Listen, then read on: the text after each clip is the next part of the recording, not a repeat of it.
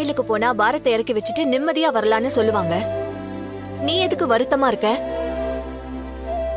கீழே யாராவது ஏதாவது சொன்னாங்களா? வேற என்ன பிரச்சனை ரஞ்சிதா? கோயில்ல என் அக்காவை பார்த்த அண்ணே, என் வாழ்க்கை நல்லா இருக்கணும்னு வேண்டிக்கிட்டு சுமங்கலி பெண்களுக்கு புடவை, மஞ்சள், குங்குமம்னு எல்லாத்தையும் கொடுத்துட்டு இருந்தா அண்ணே.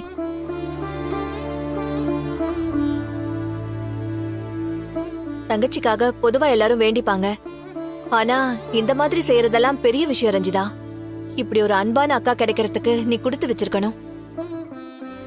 அன்னைக்கு நம்ம வீட்டுக்கு வந்து எல்லாரையும் லெஃப்ட் அண்ட் ரைட் வாங்கினாங்களே, அப்பவே அவங்க உன் மேல எவ்வளவு அன்பா இருக்காங்கன்னு எனக்கு புரிஞ்சு போச்சு. அது சரி, அக்கா என்ன சொன்னாங்க? அப்படியே நம்ம வீட்டுக்கு கூட்டிட்டு வந்திருக்கலாம்ல. நான் என் அக்கா கிட்ட போய் பேசவே இல்லையா அண்ணே. ஏன் ரஞ்சிதா? பக்கத்திலே இருந்திருக்காங்க, உனக்காக வேண்டுதலும் செஞ்சிருக்காங்க. ஏன் பார்த்தும் பேசாம வந்துட்ட?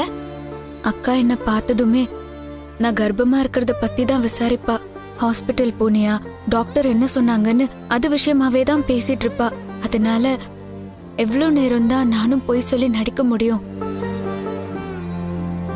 என் அம்மா போனதுக்கு அப்புறம் எனக்கு எல்லாமே அவதான் அண்ணி. அவகிட்ட அப்படியெல்லாம் என்னால போய் சொல்ல முடியாது அண்ணி. உண்மைய சொன்னா அவளும் தாங்க மாட்டா. அந்த நெருக்கடியில மாட்டிக்க வேண்டாம் தான் நான் பேசாமலே வந்துட்டேன் அண்ணி. அதுவும் இல்லாம அருண் என் கழுத்துல தாலி கட்டினாதான் நம்ம வீட்டுக்கே அவ வருவேன்னு சொல்லிருக்கா. அந்த விஷயத்த பத்தியுமே அவ கண்டிப்பா கேப்பா. அதுக்குமே என்கிட்ட பதில் இல்லையே. ரஞ்சிதா, அவங்க எதிர்பார்க்கறது நியாயமான விஷயம்தான். இதுவே ரொம்ப லேட்டு. நான் அருண் கிட்ட பேசுறேன். அடுத்த வாரமே உங்க அக்கா முன்னாடி அருணை உன் கழுத்துல தாலி கட்ட சொல்றேன். நீ ஒன்னும் கவலைப்படாத ரஞ்சிதா.